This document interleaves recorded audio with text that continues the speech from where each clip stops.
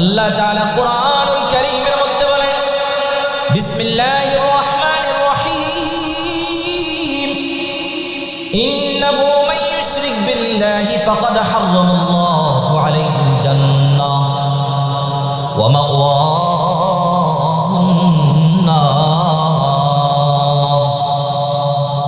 মহান রব্বুল আলামিন বলেন, নিশ্চয় আল্লাহ তাআলার সাথে যারা অংশীদার সাব্যস্ত করে, যারা কুফরি করে, যারা সত্যকে প্রত্যাখ্যান করে মিথ্যাকে গ্রহণ করে, যারা বস্তু পূজা করে, যারা চন্দ্রের পূজা করে, যারা আল্লাহ ছাড়া অন্যকে মাবুদ হিসাবে মেনে নেয়, তাদের জন্য আল্লাহ তাআলা জান্নাতকে হারাম করে দেন, জাহান্নামকে ঠিকানা বানায়া দেন। মুহাম্মদ নবী সাল্লাল্লাহু আলাইহি ওয়াসাল্লাম যখন মক্কার আরবের মাঝে এই মেসেজটা যখন তাদেরকে শুনাইয়া দিলেন, তারা এই মেসেজটা শোনার পর খোদ নবীজির চাচা আবু লাহাবি বলে উঠল, তাব্বান লাকা লিহাযা জামা'তানা। ও মুহাম্মদ, তুমি ধ্বংস হও, এই জন্যই কি আমাদেরকে এখানে একত্রিত করেছ? বলুন নাউযুবিল্লাহ। মুহাম্মাদুর রাসূলুল্লাহ সাল্লাল্লাহু আলাইহি ওয়াসাল্লামের বিরুদ্ধে এত বড় কথা আপন চাচা বলেছেন। রব বলে, ওগো প্রিয় হাবিব, আমি আপনার সাথে আছি, আমি তো এই বাক্য সহ্য করতে পারি নাই। আল্লাহ তাআলা আয়াত নাজিল করে দিলেন, সূরাতুল লাহাবের প্রথম আয়াত, তাব্বাত ইয়াদা আবি লাহাবিন ওয়া তাব বালাগাল উলা বিকামালি কাশাফাত তুজা বিজামালিহি হাসনাত জামিউ খিসালিহি সাল্লু আলাইহি ওয়া আলিহি। आकसे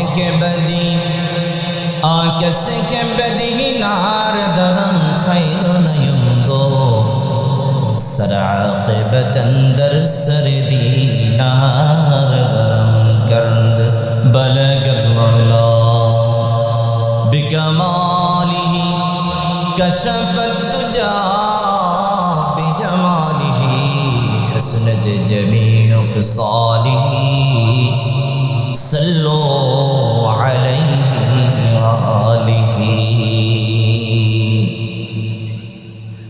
ऐ बहरे करम सदका हुसैन बिन अली का, ऐ बहरे करम सदका हुसैन बिन अली का, प्यासा हो मुझे शरबत दीदार पिला, प्यासा हो मुझे शरबत दीदार पिला दो। बलगल उला बिकमालिही कशफत तुजा बिजमालिही हसनत जमीउ खिसालिही सल्लु अलैहि व आलिही। मैं दूर हो मजबूर हो, मैं दूर हो मजबूर हो, ऐ सैयद आलम दीदार दिखाते नहीं, आवाज सुन दो। अल्लाहुम्मा सल्ली अला मुहम्मदिन व अला आलि मुहम्मद कमा सल्लैता अला इब्राहीम وعلى آل إبراهيم إنك حميد مجيد। সকলে মহাব্বতের সাথে বলি, আল্লাহুম্মা বারিক আলা মুহাম্মাদিন ওয়া আলা আলি মুহাম্মাদ কামা বারাকতা আলা ইব্রাহিম وعلى آل إبراهيم إنك حميد مجيد। মুআজ্জাজ মুহতারাম মুসল্লিয়ানে কেরাম, সামনে উপবিষ্ট কালীগঞ্জের বিভিন্ন জায়গা থেকে আগত, আজকের মাহফিলে আগত সম্মানিত মেহমান, মাইকের আওয়াজ যতদূর যাচ্ছে শ্রবণকারী প্রত্যেক মুমিন এবং মুমিনাত, পর্দার আড়ালের পর্দানিশীন আমার শ্রদ্ধেয়া সম্মানিত মা ও বোনেরা, সকলকে জানাচ্ছি আজকের এই মাহফিলের পক্ষ থেকে শুভেচ্ছা এবং মোবারকবাদ।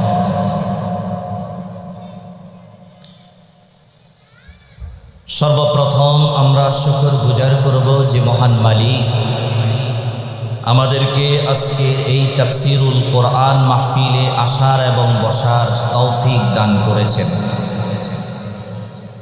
যদি মহান মালিক আমাদেরকে সেই তৌফিক না দিতেন, সুস্থ না রাখতেন, তাহলে আমরা এখানে আসতে পারতাম না। মহান মালিকের অশেষ কৃপায় আমরা সুস্থ আছি, আল্লাহ রেখেছেন, এবং আল্লাহ সুস্থতার সাথে আল্লাহর দেওয়া নেয়ামত কিছু দিনই কথা, একটি দিনই মজলিসে বসার সুযোগ করে দিয়েছেন। তাই মহান মালিকের দরবারে মন উজাড় করে আমরা দিল থেকে কালিমাতুশ শুকর গুজার করি, সকলে বলি আলহামদুলিল্লাহ। আল কোরআনুল কারীমের সূরাতুল বাকারা থেকে একটি আয়াতে কারিমা, যেটি আল্লাহ পাক রব্বুল আলামিন সূরাতুল বাকারা এর 151 নম্বর আয়াত মহান রব্বুল আলামিন নাজিল করেছেন, সাথে আরেকটি আয়াতে কারিমা পেশ করেছি।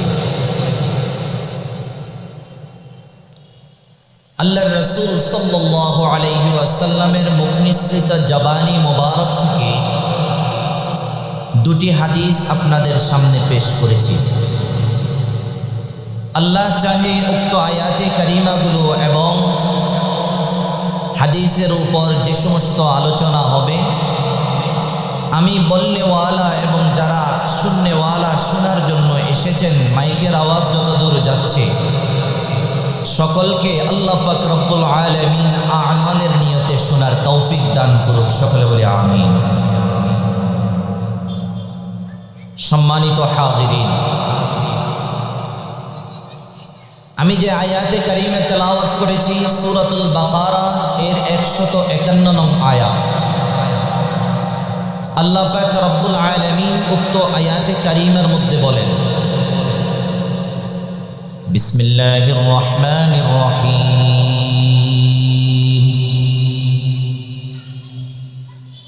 কামা আরসালনা ফীকুম রাসূলাম মিনকুম ইয়াতলু আলাইকুম آياتنا ويزكيكم ويعلمكم الكتاب والحكمة ويعلمكم ما لم تكونوا تعلمون। রব্বুল আলামিন উক্ত আয়াতে কারিমা শুরুতেই কামা শব্দ ব্যবহার করেছেন। কামা শব্দ এর কাফ মুফাসসিরিনে কেরাম দু ধরনের তাফসীর করেছেন। কাফ এর প্রথম তাফসীরে মুফাসসিরিনে কেরামের একদল তারা বলেন এই কাফটা পরবর্তী আয়াত ফাজকুরুনি এর সাথে সম্পৃক্ত। যারা বলেছেন ফাজকুরুনি এর সাথে সম্পৃক্ত মুফাসসিরিনে কেরাম সেখানে দৃষ্টান্ত পেশ করেছেন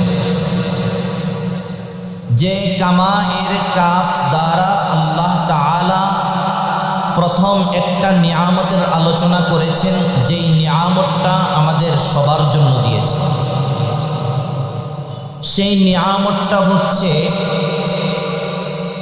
মক্কাতুল মুকাররমায় অবস্থিত কাবা, যেটা আমরা প্রদক্ষিণ করি। হাজিরা সেখানে গেলে প্রদক্ষিণ করে চারপাশে হাজিরা 7 বার চক্কর লাগায়, বলেন ঠিক কিনা? মুফাসসিরিনে কেরাম তারা বলেন দ্বিতীয় তাফসীর কামা এর কাফ দ্বারা আল্লাহ তাআলা মুহাম্মাদুর রাসূলুল্লাহ সাল্লাল্লাহু আলাইহি ওয়াসাল্লাম নামক যেই নিয়ামত আমাদের মাঝে আল্লাহ তাআলা পাঠাইলেন সেই নিয়ামতের কথা বলেছেন সুবহানাল্লাহ। তাহলে যেই নিয়ামত মুহাম্মাদুর রাসূলুল্লাহ সাল্লাল্লাহু আলাইহি ওয়াসাল্লাম নামক মানবতার মুক্তির দূত, বিশ্ব জাহানের জন্য রহমত স্বরূপ, সারা জাহানের জন্য যাকে রহমত স্বরূপ প্রেরণ করা হয়েছে, তিনি আর কেউ নন, তিনি হলেন জনাবে মুহাম্মদ মুস্তাফা সাল্লাল্লাহু আলাইহি ওয়াসাল্লাম। আল্লাহ তাআলা কোরআনুল কারীমের উক্ত আয়াতে কারীমার মধ্যে বলেন, আমি তোমাদের মধ্য হতে এমন একজন রাসূল প্রেরণ করেছি,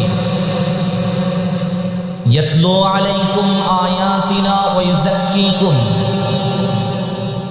তিনি আমার আয়াত সমূহ তোমাদের মাঝে তেলাওয়াত করে শোনান এবং তোমাদেরকে পবিত্র করেন, ওয়া ইউআল্লিমুকুমুল কিতাবা ওয়াল হিকমা, তোমাদেরকে কিতাবের জ্ঞান শিক্ষা দেন এবং হিকমাত তথা প্রজ্ঞা দান করেন, জ্ঞান বিজ্ঞান শিক্ষা দেন। ওয়া ইউআল্লিমুকুম মা লাম তাকুনু তা'লামুন, তোমরা যা জানতে না তিনি তোমাদেরকে তা জানাইয়া দেন। সুবহানাল্লাহ। এমন একজন রাসূল তিনি প্রেরণ করেছেন মানবতার মুক্তির জন্যে, মানবতার কল্যাণের জন্য, মানব সম্প্রদায়কে একটি সিরাতুল মুস্তাকিম পথ দেখানোর জন্য।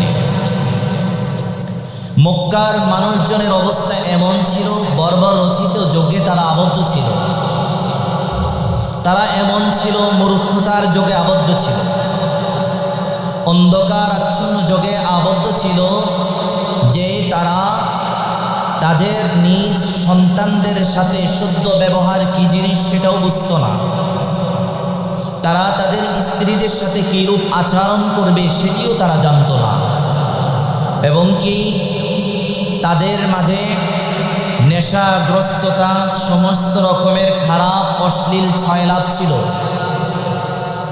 কোনো কনে সন্তান যদি জন্মগ্রহণ করত তাহলে সেই কনে সন্তানদেরকে বর্বরচিত যুগের তারা, অসভ্য যুগের তারা ওই কনে সন্তানকে জীবন্ত দাফন করে দিত। বলুন না নাউজুবিল্লাহ। এমন তাদের মূর্খতার যুগে তারা অবস্থান করছিল। সেই এমন এক অন্ধকারাচ্ছন্ন যুগকে আল্লাহর রাসূল সাল্লাল্লাহু আলাইহি ওয়াসাল্লাম আলোকময় করেছেন এবং আলোক রশ্মি দ্বারা চারদিকে মানুষের মাঝে এমন দিন প্রচার করেছেন যেই দিনের আলোয় তারা উদ্ভাসিত হয়েছে। সুবহানাল্লাহ। মহানবী সাল্লাল্লাহু আলাইহি ওয়াসাল্লাম এই বর্বরচিত এই মূর্খ যুগের মানুষদের কাছে গিয়ে তিনি প্রথম মেসেজ দিলেন যে তোমরা শিরক করো না, তোমরা চন্দ্র পূজা করো না, তোমরা সূর্য পূজা করো না, তোমরা বস্তু পূজা করো না, তোমরা পাথর পূজা করো না, কারণ এক আল্লাহ ছাড়া আর কোনো মাবুদ নাই। বলুন ঠিক কিনা? রাসূল তাদের কাছে জানাইয়া দিলেন, আমি তোমাদের জন্য প্রেরিত রাসূল, দূত হিসাবে আল্লাহ তাআলা আমাকে পাঠাইলেন। তারা রাসূলুল্লাহ সাল্লাল্লাহু আলাইহি ওয়াসাল্লামের কথাগুলোকে তেমন একটা মানছে না। এমতো অবস্থায় নবীজি সাল্লাল্লাহু আলাইহি ওয়াসাল্লাম উপরে উঠে গেলেন, সাফা পাহাড়ের উপরে উঠে ডাকলেন, বনু হাশিম গোত্রের মানুষজন এদিকে আসো।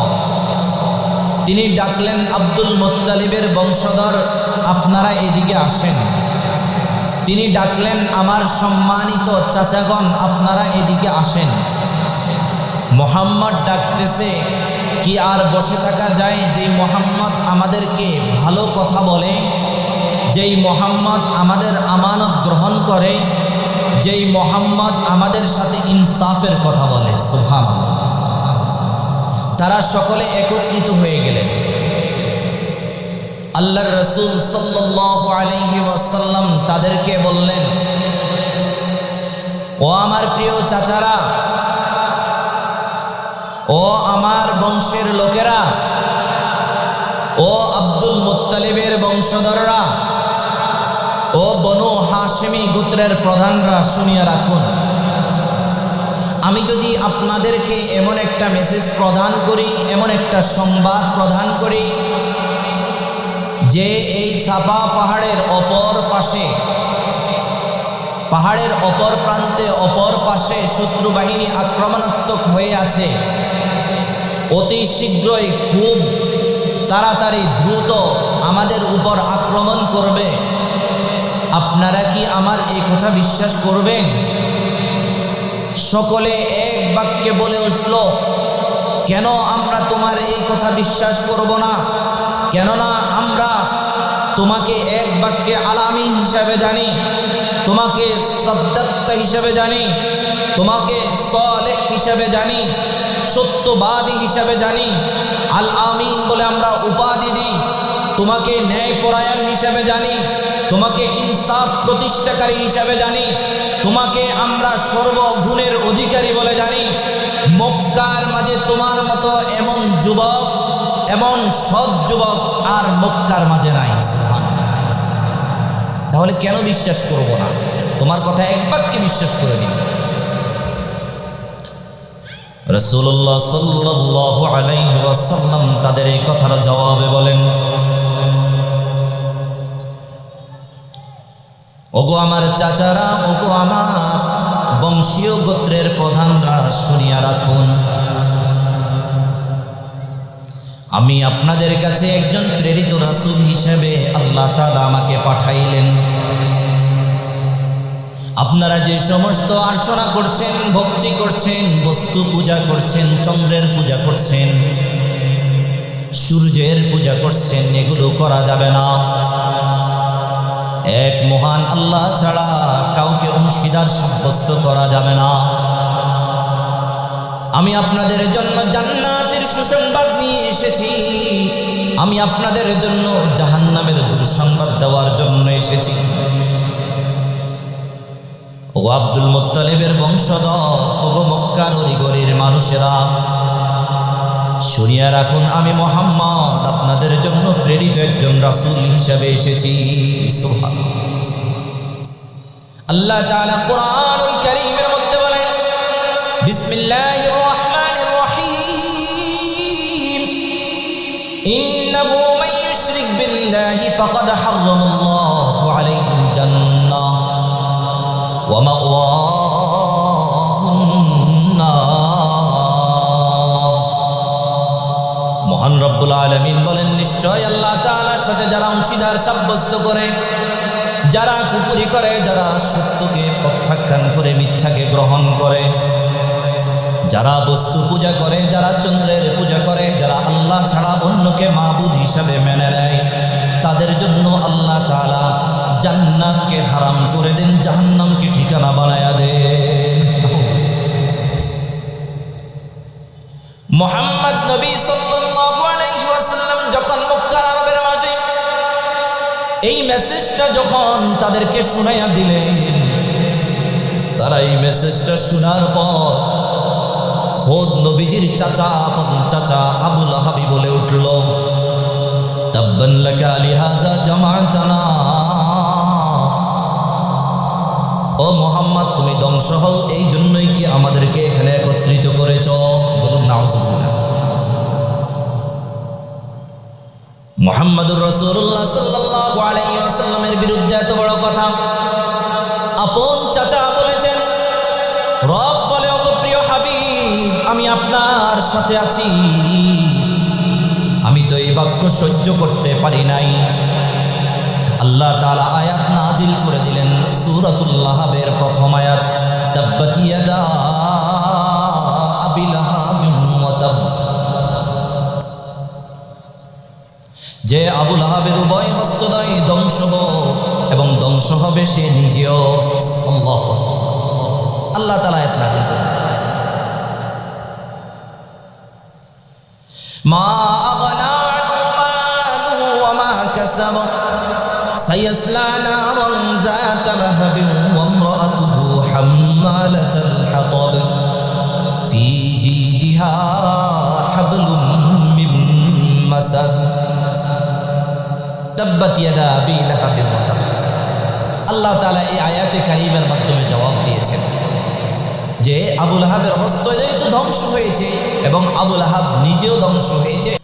আল্লাহর রাসূল সাল্লাল্লাহু আলাইহি ওয়াসাল্লামের এই দাওয়াত যেন চারদিকে না ছড়িয়ে পড়ে, দাওয়াত থেকে আল্লাহর রাসূল সাল্লাল্লাহু আলাইহি ওয়াসাল্লাম যেন বিরত থাকেন। মক্কার অলিগলির মানুষেরা, বড় বড় নেতারা সমস্ত মানুষদেরকে লেলিয়ে দিলেন যে মুহাম্মদকে বারণ করো দ্বীনের দাওয়াত পৌঁছানো থেকে, মুহাম্মদকে বারণ করো কোরআনের আয়াত বলা থেকে, এই কথাগুলো যা শোনাই সেই প্রবন্ধগুলো থেকে।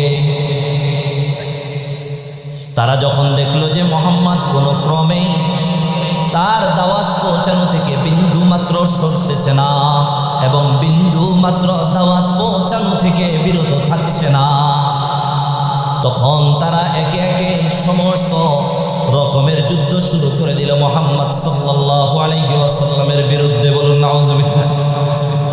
মুহাম্মদ নবী মুহাম্মদ মুস্তাফা সাল্লাল্লাহু আলাইহি ওয়াসাল্লাম যখন তাদের এই পরিস্থিতিগুলো দেখলেন, তখন তাদেরকে আবার আরেকবার কিছু যুবককে ডাকলেন। ও যুবক, তুমি শোনো, আমি তোমাদের মাঝে কখনো মিথ্যা বলি নাই, আমি তোমাদের মাঝে কখনো পচা কথা বলি নাই, তাহলে তোমরা আমার কিছু কথাগুলো মেনে নাও। যেই কথাগুলো যদি মেনে নাও, তোমাদের জন্য জান্নাতকে আল্লাহ ঠিকানা বানাইয়া দিবেন, জাহান্নামকে হারাম করে দিবেন। সুবহানাল্লাহ। যুবকদের একদল ইসলাম ধর্ম গ্রহণ করে ফেলেছে, সুবহানাল্লাহ। এবং প্রথম কাতারে হযরত আলী রাদিয়াল্লাহু তাআলা ইসলাম ধর্ম গ্রহণ করে ফেলেছে। ইয়া রাসূলুল্লাহ, ইয়া হাবিবাল্লাহ, হে মুহাম্মদ, তুমি আমাদেরকে কালেমা পড়াইয়া দাও, লা ইলাহা ইল্লাল্লাহু মুহাম্মাদুর রাসূলুল্লাহ। তাহলে নিয়ামতের দুইটা নিয়ামত, এক নাম্বার নিয়ামত হচ্ছে কাবা, দুই নাম্বার নিয়ামত আল্লাহর রাসূলকে আমাদের জন্য আল্লাহ তাআলা নিয়ামত স্বরূপ পাঠিয়েছে। দ্বিতীয় যেই নিয়ামত আল্লাহর রাসূলকে আমাদের জন্য পাঠাইলেন,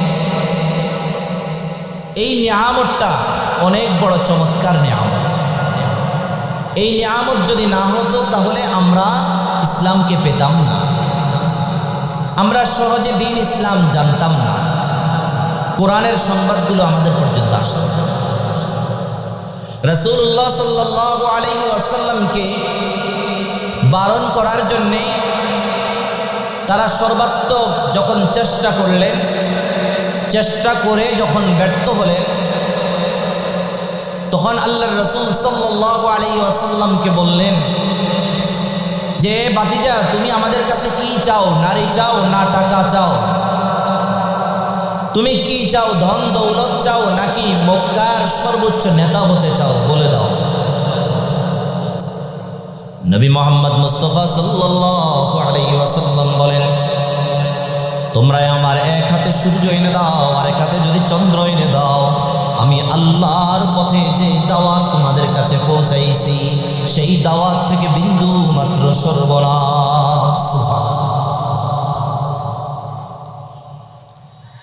রাহমাতুল লিল আলামিন সরওয়ারে কায়নাত জনাব মুহাম্মদ মুস্তাফা সাল্লাল্লাহু আলাইহি ওয়াসাল্লাম মক্কার হাতিমের পাশে নামাজ পড়ছিলেন। তুফাইল ইবনে আমর আদ-দাউসি ইয়ামানের দাউস গোত্রের একজন বড় প্রধান ছিলেন, সাহিত্যিক ছিলেন, কবি ছিলেন। তুফাইল ইবনে আমর আদ-দাউসি মক্কায় আসলেন, কাবার হাতিমের চারপাশে ঘুরবেন। তুফাইল ইবনে আমর আদ-দাউসি মক্কার মানুষদের কাছে আসার সাথে সাথে মক্কার মানুষজন তুফাইল ইবনে আমরকে বলে, তুফাইল ইবনে আমর, শুনিয়া রাখো, আমাদের মাঝে একজন মুহাম্মদ আছে, এই মুহাম্মাদের কাছে তুমি যেও না। তুফাইল ইবনে আমর জিজ্ঞাসা করে, কেন যাব না?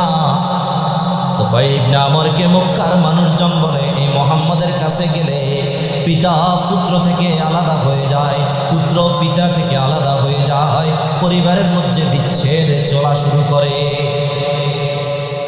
তুফাইল ইবনে আমর মুহাম্মদ এমন কিছু কথা বলে যেই কথাগুলো শুনলে তুমি আর টিকতে পারবা না, তোমার সাহিত্যকে ধরে রাখতে পারবা না।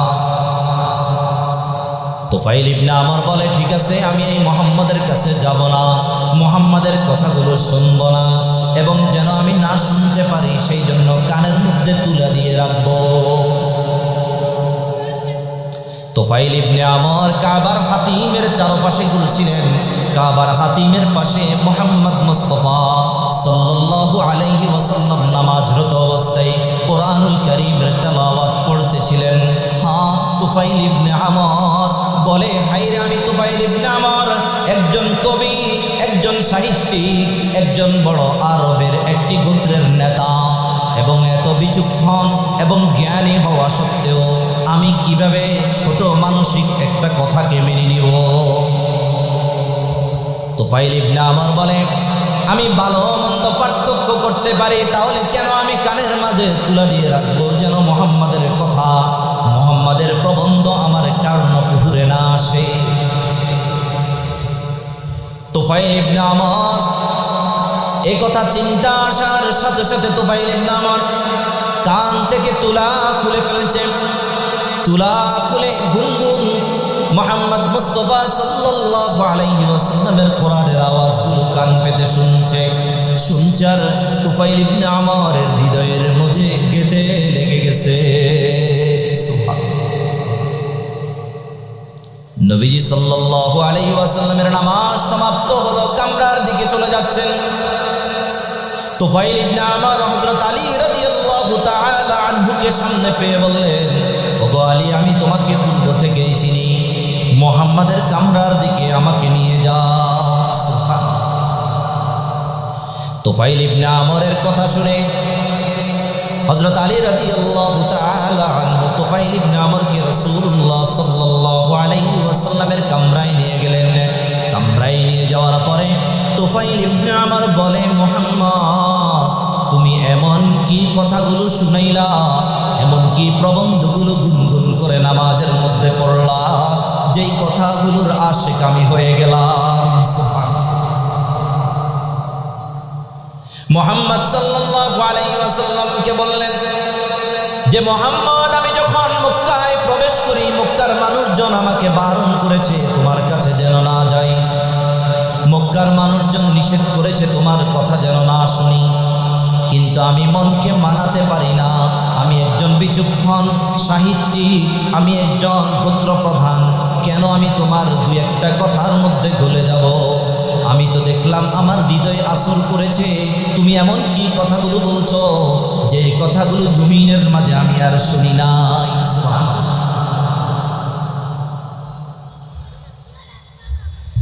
আল্লাহ তাআলা কোরআনুল কারীমের মধ্যে বলেন, বিসমিল্লাহির রহমানির রহিম,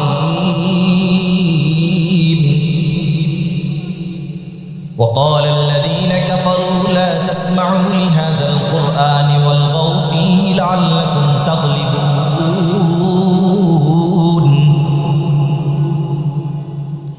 কাফেররা বলে, মুহাম্মদ যখন কোরআন তেলাওয়াত করে তোমরা এই কোরআন তেলাওয়াত শুনবা না, তোমরা শোরগোল সৃষ্টি করে দাও। তোমরা যদি শোরগোল সৃষ্টি করে দাও তাহলে তোমরা বিজয় অর্জন করতে পারবা। মুহাম্মদ সাল্লাল্লাহু আলাইহি ওয়াসাল্লামের ব্যাপারে কুরাইশরা এমন মন্তব্য করত তাদের সন্তানদেরকে। আল্লাহ তাআলা তার জবাব দেন সূরাতুল আনআমের 26 নম্বর আয়াতের মধ্যে। আল্লাহ তাআলা বলেন, বিসমিল্লাহির রহমানির রহিম, ওয়া হুম ইয়ানহাউনা আনহু ওয়া ইয়ানআউনা আন ওয়া ইয়ুহলিকুনা ইল্লা আনফুসাহুম ওয়া মা ইয়াশউরুন।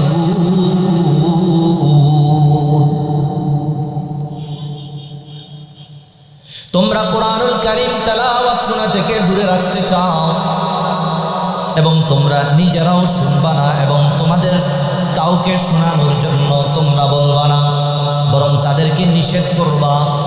ওয়া ইয়ুহলিকুনা ইল্লা আনফুসাহুম ওয়া মা ইয়াশউরুন। এতে মালিকের কোনো ক্ষতি নাই, বরং তোমরা নিজেরাই নিজেদেরকে ধ্বংস করলা।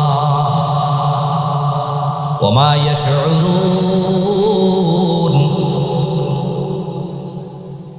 তোমরা এটা জানো না, তোমরা এটা উপলব্ধি করতে পারো না যে এই কোরআনের মর্ম কি, এই কোরআনের মর্মবাণীটা কত দূর, এই কোরআনের মর্মবাণীর সুর কতবার চমৎকার। দেখবেন এখানে যখন কোরআনুল কারীমের আলোচনা চলে, দুইটা দল পাবেন। একটা দল বলে চলো কোরআনুল কারীমের আলোচনা শুনি, একটা দল বলে বন্ধু যাওয়া যাবে না, আমার আজকে কাজ আছে। বলে কি বলে না বলে। একটা দল আসবে না ঠিকই, আরেকটা জায়গায় সে গঞ্জাম লাগাইয়া রাখবে যাতে কোনো মানুষ এখানে না আসতে পারে। আল্লাহর রাসূল সাল্লাল্লাহু আলাইহি ওয়াসাল্লামের কাছ থেকে তুফাইল ইবনে আমর গোত্রের মাঝে চলে গেলেন। তুফাইল ইবনে আমর গোত্রের মাঝে গিয়ে, ইয়ামানের আদ-দাওসী গোত্রের মাঝে গিয়ে সে ইসলামের প্রচার সর্বপ্রথম নিজ পরিবারের মাঝে শুরু করে দিলেন। হ্যাঁ, পরিবারের দু একজন ছাড়া কেউ ইসলাম ধর্ম গ্রহণ করে না, দু একজন ছাড়া কেউ সত্যের বাণী তাদের হৃদয়ে ধারণ করে না। তুফাইল ইবনে আমর খুব হতবাক হয়ে গেলেন। হতবাক হয়ে তুফাইল ইবনে আমর রাসূলুল্লাহ সাল্লাল্লাহু আলাইহি ওয়াসাল্লামের কাছে আবার চলে আসলেন। এসে বললেন, ইয়া রাসূলুল্লাহ, ইয়া হাবিবাল্লাহ, আমি তো আমার দাওয়াত তাদের কাছে পৌঁছালাম, গোত্রীয় প্রধানরা আমাকে এখন পাগল বলে, গোত্রীয় প্রধানরা আমাকে এখন আর সাহিত্যিক কবি বলে না, বলে যে সে পাগল হয়ে গেছে। রাহমাতুল্লিল আলামিন তুফাইল ইবনে আমরের জন্য দোয়া করলেন এবং দোয়া করলেন তার গোত্রীয় মানুষদের জন্য। ওগো মালিক, তুফাইল ইবনে আমরের আত্মীয় স্বজন যারা আছে এবং গোত্রের নেতা থেকে শুরু করে তাদেরকে আপনি হেদায়েত দান করেন। সুবহানাল্লাহ। তাহলে হেদায়েতের মালিক কে বলেন? আল্লাহ। আল্লাহর রাসূলের দোয়া কাজ হয়ে গেল। তুফাইল ইবনে আমর গোত্রের মাঝে গেলেন, যাকে ইসলামের দাওয়াত দেন সে এক কথাই মেনে নেয়, যে সত্য বাণীগুলো গ্রহণ করে নেয়। আল্লাহর রাসূল সাল্লাল্লাহু আলাইহি ওয়াসাল্লাম যখন খন্দকের যুদ্ধে যাবেন, খন্দকের যুদ্ধে যাওয়ার আগে তুফাইল ইবনে আমর 70 থেকে 80টা পরিবার নিয়ে আল্লাহর রাসূলের কাছে উপস্থিত হয়ে গেলেন। সুবহানাল্লাহ। যে বললেন, ইয়া রাসূলুল্লাহ, ইয়া হাবিবাল্লাহ, এরা সবাই সত্যকে গ্রহণ করেছে, মিথ্যাকে ধূলিসাৎ করে ছেড়ে দিয়েছে, মিথ্যাকে লাথি মেরে ফেলে দিয়েছে। আগে এরা চন্দ্র পূজা করত, আগে এরা সূর্যের পূজা করত, বস্তু পূজা করত। ইয়া রাসূলুল্লাহ, ইয়া হাবিবাল্লাহ, এখন তারা মেনে নিয়েছে লা ইলাহা ইল্লাল্লাহু মুহাম্মাদুর রাসূলুল্লাহ। এখন তারা সাক্ষী দিয়েছে আশহাদু আল্লা ইলাহা ইল্লাল্লাহু ওয়াহদাহু লা শারীকা লাহ ওয়া আশহাদু আন্না মুহাম্মাদান আবদুহু ওয়া রাসূলুহু। সুবহানাল্লাহ।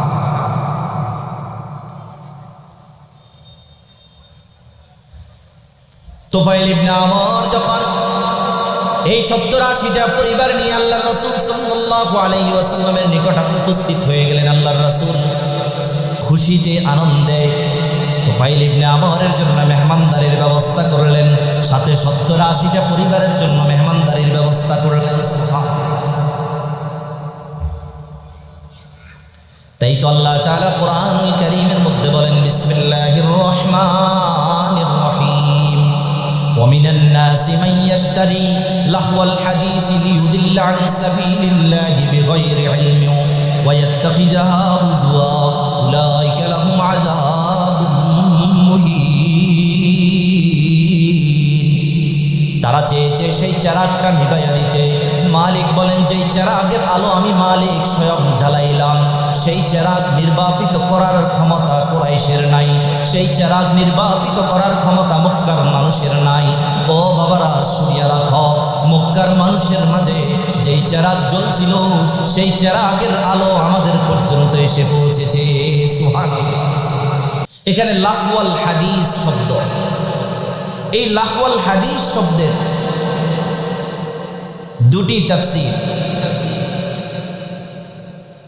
লাহওয়াল হাদিস মুফাসসিরিনে কেরাম তারা লিখেন, সর্বপ্রথম একটি উদ্ধৃতি ইবনে হিশাম তিনি তার সিরাত গ্রন্থের প্রথম খণ্ডের 320 থেকে 21 নং পৃষ্ঠার মধ্যে উল্লেখ করেছেন।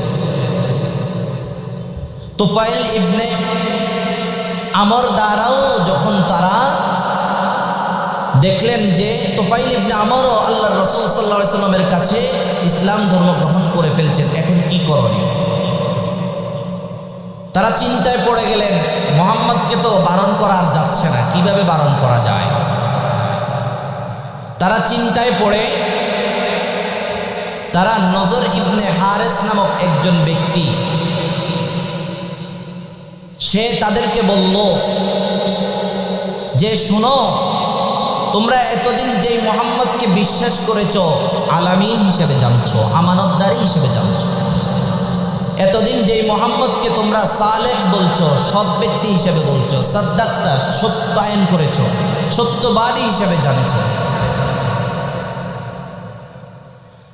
এখন এতদিন তোমরা সিদ্কুন হিসেবে জেনেছো, এতদিন সালেহ হিসেবে জেনেছো, আলামিন বলে জেনেছো, এখন কি এমন হইল তোমরা যদি মানুষের মাঝে বারবার বলো যে মুহাম্মদ পাগল, মুহাম্মদ যে কথাগুলো বলে এগুলো জাদু মন্ত্র না, মানুষ এটা বিশ্বাস করবে না? কেন বিশ্বাস করবে না? মানুষ তো এতদিন জেনেই নিছে যে মুহাম্মদ সৎ, মুহাম্মদ কুরাইশ মানুষের মাঝে একজন যুবক, একজন এমন বালক যে কখনো মিথ্যা বলে না। মুহাম্মদ এত সুন্দর সুন্দর কথা বলে, যেই কথাগুলো আমরা পূর্বের জাহিলি জামানায় আর শুনি নাই। কেউ তোমাদের এই টুটাপাটা কথা শুনবে না, কেউ এই কথাগুলো বিশ্বাস করবে না। এখন যদি তোমরা মুহাম্মদকে পাগল বলো, এখন যদি মুহাম্মদকে তোমরা জাদুকর বলো, এটা কেউ মেনেও নিবে না। বলুন ঠিক কিনা? নজর ইবনে হারেসের এই কথাটা আরবের মানুষজন বললেন, ঠিক আছে, তো নজর ইবনে হারেস যেটা বলে এটাই তো সত্য, তো তাহলে কি করা যায়? নজর ইবনে হারেস বলেন, আমি তোমাদের জন্য এমন একটা কাজ করব, ইয়ামানে যাব, ইয়ামানের প্রাচীন রাজা বাদশাহ, অনারব রাজা বাদশাহদের গাল গল্প, কবিতা, আবৃত্তি মেলা, সেই বই পুস্তক নিয়ে আসব। মুহাম্মদ যেখানে আলাপচারিতা করে, মুহাম্মদ যেখানে দ্বীনের প্রচার প্রসার করে, তোমরা পাশে এই গাল গল্পগুলো বলবা। আগেরকার যে অনারব বাদশাহ তাদের এই কবিতাগুলো তোমরা সেখানে পালন করবা, পড়বা, পাঠ করবা, বাদ্যযন্ত্র গায়ক দিয়ে তোমরা গাইবা। তাহলে দেখবা মানুষ আর মুহাম্মাদের কাছে যাবে না, তোমাদের কাছে চলে আসবে। এখন মক্কার মানুষ বলে এটা তো খুব চমৎকার বুদ্ধি, তাহলে এটা মেনে নেওয়া যাক। তাহলে লাফওয়াল হাদিসের প্রথম ইবনে হিশাম যে উদ্ধৃতি করেছেন, সেই উদ্ধৃতিতে এই তাফসীর পাওয়া গেছে। দ্বিতীয় লাফওয়াল হাদিস দ্বারা অর্থাৎ মিথ্যাকে দূরে সরিয়ে সত্যকে গ্রহণ করা, সত্যকে দূরে সরিয়ে মিথ্যাকে গ্রহণ করা। না না, আরবের মানুষজন সত্যকে গ্রহণ করছে, মিথ্যাকে দূরে সরাইয়া দিতেছে। কিন্তু আরবের মানুষজনের মাঝে যাতে সত্য গ্রহণীয় না হয়, সেই জন্য তারা এমন কিছু কাজ শুরু করলো যেটা মুহাম্মদ সাল্লাল্লাহু আলাইহি ওয়াসাল্লামের দাওয়াতের কাজে বাধা হয়ে দাঁড়ায়। এখন তারা নজর ইবনে হারেস, ইবনে আব্বাস রাদিয়াল্লাহু তাআলা আনহু, তিনি আরেকটা তাফসীর করেছেন, দ্বিতীয় উদ্ধৃতি এনেছেন। ইবনে আব্বাস রাদিয়াল্লাহু তাআলা আনহু সূত্রে তিনি বর্ণনা করেছেন, তিনি আরও এখানে বৃদ্ধি করেছেন, তারা গায়িকা এবং বাদীদেরকে ক্রয় করে এনেছেন ইয়ামান থেকে। গায়িকা বাদীরা মুহাম্মদ সাল্লাল্লাহু আলাইহি সাল্লাম যখন দ্বীনের কথা বলে, তখন তারা কি করে, ওই গায়িকা বাদীরা তাদের বাদ্যযন্ত্রণা দিয়ে তারা গান বলে, তারা মানুষকে আকৃষ্ট করে মুহাম্মদ থেকে বিরত থাকার কথা বলে। এখন মুহাম্মদ সাল্লাল্লাহু আলাইহি ওয়াসাল্লাম থেকে বিরত থাকার জন্য তারা এই কথাগুলো যখন বলে, তখন কিছু মানুষ মুহাম্মদ সাল্লাল্লাহু আলাইহি ওয়াসাল্লামকে দ্বিতীয় অন্যদিকে রেখে তারা তাদের এই গায়িকা এবং বাদীদের কাছে চলে যায়। ইবনে আব্বাস রাদিয়াল্লাহু তাআলা আনহু সূত্রে বর্ণনা করেন যে হ্যাঁ, এই মুহাম্মদ সাল্লাল্লাহু আলাইহি ওয়াসাল্লাম যে কথাগুলো বলে, এই কথার বিপরীত তারা ওই গাল গল্পগুলো কবিতা আকারে তারা চন্দ্রমালা হিসেবে তারা উপস্থাপন করে। এবং যে মুহাম্মদ সাল্লাল্লাহু আলাইহি সাল্লামের কথার দ্বারা, যেই ব্যক্তি মুহাম্মদ সাল্লাল্লাহু আলাইহি সাল্লামের কথার দ্বারা সে মুহাম্মদকে ভালোবাসে, মুহাম্মদের ধর্ম গ্রহণ করে, তাকে আলাদা নিয়ে বসে এবং বাদী দিয়ে এবং তাকে গায়িকা দিয়ে তাকে সেখানে ভালোভাবে তাদের কথাগুলো শোনায়। ইবনে আব্বাস রাদিয়াল্লাহু তাআলা আনহু তিনি বলেন যে তারা গায়িকা এবং বাদীদেরকে এনে রাসূলুল্লাহ সাল্লাল্লাহু আলাইহি ওয়াসাল্লামের কথা থেকে বিরত থাকার জন্য তারা বলে। আল্লাহ তাআলা কুরআনুল কারীমের মধ্যে ঘোষণা করেন, বিসমিল্লাহির রহমানির রহিম, قد كانت آياتي تتلى عليكم فكنتم على أعقابكم تنكصون مستكبرين به سامرا تهجرون الله أكبر। আল্লাহ তাআলা বলতেছেন, যখন আমার আয়াতে কারিমা তাদের সামনে তেলাওয়াত করা হয়, তারা আয়াতে কারিমাকে পিছনে ফেলে, অর্থাৎ পিছনে সরে যায়। তারা সরে গিয়ে তারা এমন কিছু কবিতা আবৃত্তি করে, তারা অহেতুক কথা বলে, তারা এমন কিছু কথা বলে যেই কথাগুলো যে দুনিয়ার কোনো নেক উদ্দেশ্য না, ভালো উদ্দেশ্য না, অহেতুক কথাবার্তা, অহেতুক গালগল্প এবং সে অহেতুক অর্থবোধক অনার্থক এমন কিছু কথা। এই কথাগুলো যে তারা বলে, এই কথাগুলো বলে আল্লাহ তাআলা বলেন যে হ্যাঁ, তাদের এই কথা আমি মুহাম্মদ সাল্লাল্লাহু আলাইহি ওয়াসাল্লামের দাওয়াতে কোনো বাধা প্রদান করি নাই, বরং মুহাম্মদকে বললাম যে তোমার দাওয়াত তুমি সেভাবেই পৌঁছানো শুরু করো, তোমার দাওয়াত তুমি যেভাবে দিতেছো সেভাবেই তুমি দাও। এবং মুহাম্মদ সাল্লাল্লাহু আলাইহি ওয়াসাল্লাম তিনি তার দাওয়াত সেভাবেই তিনি দিতেছিলেন। সুবহানাল্লাহ। এখন মক্কার কুরাইশরা, কুফাররা যখন দেখলো এই জায়গায় ব্যর্থ, এখন আর কি করা যায়, তারা আল্লাহর রাসূল সাল্লাল্লাহু আলাইহি ওয়াসাল্লাম যখন মক্কায় আসলেন, মক্কা থেকে চলে যাবেন, মক্কা থেকে চলে যাওয়ার সময় আল্লাহর রাসূল সাল্লাল্লাহু আলাইহি ওয়াসাল্লামকে হত্যার জন্য তারা চেষ্টা করলেন। আল্লাহ তাআলা সেই জায়গায় তাদের ব্যর্থতা স্বীকার করে দিয়েছেন যে তোমরা এখানেও ব্যর্থ, তোমরা পারবা না আমার প্রিয় হাবিবকে আমি মদিনায় নিয়ে যাব। সুবহানাল্লাহ। মদিনার মানুষজন আল্লাহর রাসূল সাল্লাল্লাহু আলাইহি ওয়াসাল্লামকে তালাআল বদরু দিয়ে স্বাগত জানাইলেন। আল্লাহর রাসূল সাল্লাল্লাহু আলাইহি ওয়াসাল্লামকে কবিতার মালা দিয়ে স্বাগত জানাইলেন। আল্লাহর রাসূল সাল্লাল্লাহু আলাইহি ওয়াসাল্লামকে স্বাগত জানাইয়া মদিনার মানুষজন আপন করে নিলেন। হুদাইবিয়ার সন্ধির সময় আল্লাহর রাসূল সাল্লাল্লাহু আলাইহি ওয়াসাল্লাম মক্কার মানুষদের সাথে সন্ধি চুক্তি হয়, কিছু শর্ত আরোপিত হয়। যখন দেখলেন যে মক্কার মানুষজন শর্ত চুক্তিও ভঙ্গ করেছে, তারা শর্ত ভঙ্গ করে, হ্যাঁ এই শর্ত ভঙ্গ করার কারণে আল্লাহর রাসূল সাল্লাল্লাহু আলাইহি ওয়াসাল্লাম দ্বিতীয়বার তাদের সাথে সন্ধি চুক্তিতে আবদ্ধ হবেন। আল্লাহ তাআলা কুরআনুল কারীমের মধ্যে আয়াত নাযিল করে জানায়া দিলেন, ইয়া রাসূলুল্লাহ, ইয়া হাবিবাল্লাহ, তাদেরকে বলে দেন, বিসমিল্লাহির রহমানির রহিম, কুল ইয়া আইয়ুহাল কাফিরুন লা আ'বুদু মা তা'বুদুন ওয়া লা আনতুম আ'বিদুনা মা আ'বুদু ওয়া লা আনা আ'বিদুম মা আ'বাদতুম ওয়া লা আনতুম আ'বিদুনা মা আ'বুদু লাকুম দীনুকুম ওয়ালিয়া দীন। আল্লাহু আকবার। নবীজি সাল্লাল্লাহু আলাইহি ওয়াসাল্লামকে বলেন, ওগো আল্লাহর হাবিব, ও প্রিয় হাবিব, কাফেরদেরকে আপনি বলে দিন আমি তার ইবাদত করি না, তোমরা যার ইবাদত করো। আমি ইবাদত করি না, তোমরা যার ইবাদত করো। ওয়ালা আনতুম আবিদুনা মা আ'বুদ, তোমরাও তার ইবাদতকারী নও যার ইবাদত আমি করি। ওয়ালা আনা আবিদুম মা আ'বাদতুম, আমি তার ইবাদতকারী নই যার ইবাদত তোমরা করো। ওয়ালা আনতুম আবিদুনা মা আ'বুদ, তোমরাও ইবাদতকারী নও যার ইবাদত আমি মুহাম্মদ করি। লাকুম দীনুকুম ওয়ালিয়া দীন, তোমাদের কর্মফল তোমাদের জন্য, আমার কর্মফল আমার জন্য। সুবহানাল্লাহ। যে যা করবে সে তার জন্য কামাই করবে। কারো জান্নাতে কেউ যাবে না, কারো জাহান্নামে কেউ যাবে না।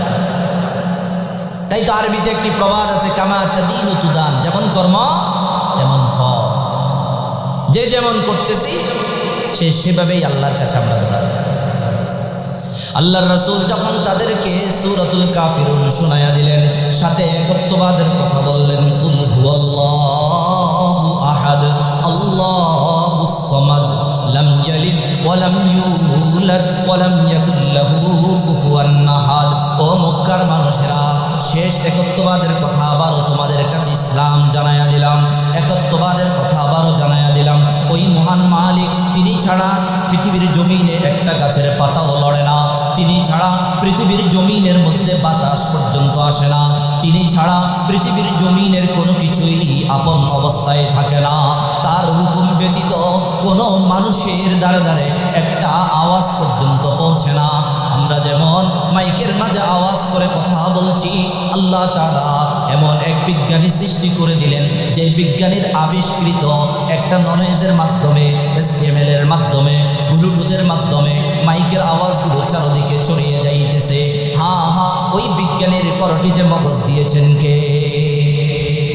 সুতরাং তাকে সৃষ্টি করেছেন কে? তার খালেক কে? তার সৃষ্টিকর্তাও আল্লাহ। ওই মহান মালিক বলেন, আমি এমন এক মালিক, তোমাদেরকে সৃষ্টি করেছি আমার ইবাদত করার জন্যে, আমার নাজ নিয়ামতগুলো ভোগ করার জন্যে। একদিন হিসাব দেওয়ার জন্য তোমরা আসতে হবে। আল্লাহ তাআলা কুরআনুল কারীমের সূরাতুল জিলজালের শেষাংশে বলেন, বিসমিল্লাহির রহমানির রহিম, ফামান ইয়ামাল মিসকালা যাররাতিন খায়রান ইয়ারা। যেই ব্যক্তি অনুপরিমাণ ভালো কাজ করবে, সেই অনুপরিমাণ ভালো কাজও প্রকাশিত হয়ে যাবে। ওয়া ইয়ামাল মিসকালা যাররাতিন শাররান ইয়ারা। যেই ব্যক্তি অনুপরিমাণ খারাপ কাজ করবে, সেই দিন সেটাও স্পষ্ট হয়ে যাবে। সুবহানাল্লাহ। কে বলছেন? এখন মক্কার মানুষজন দেখলো মুহাম্মদকে তো এখন এভাবেও বারণ করা যাইতেছে না, তার দাওয়াত থেকে তাকে এখনো। দেখেন কত বড় ত্যাগ, কত বড় কোরবানি আমাদের রাসূল সাল্লাল্লাহু আলাইহি সাল্লাম করেছেন।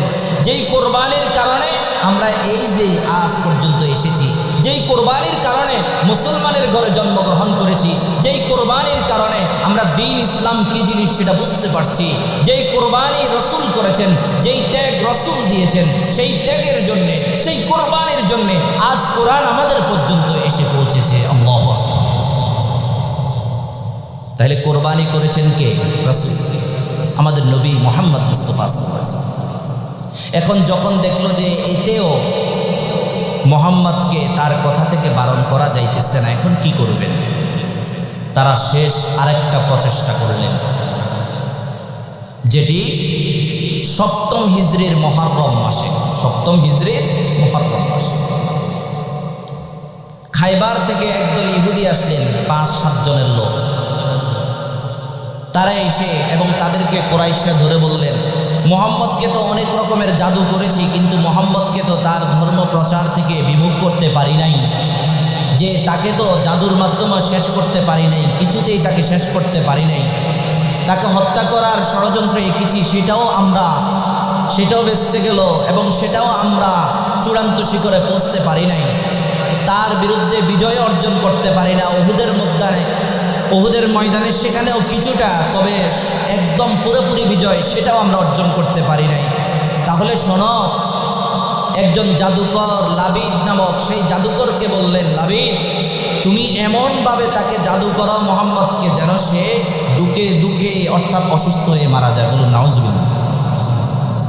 লাবিদ নামক সেই ইহুদি, সেই জাদুকর নবীজি সাল্লাল্লাহু আলাইহি সাল্লামের আঙ্গিনায় একজন খাদেম ছিলেন, সেই ইহুদির সন্তান।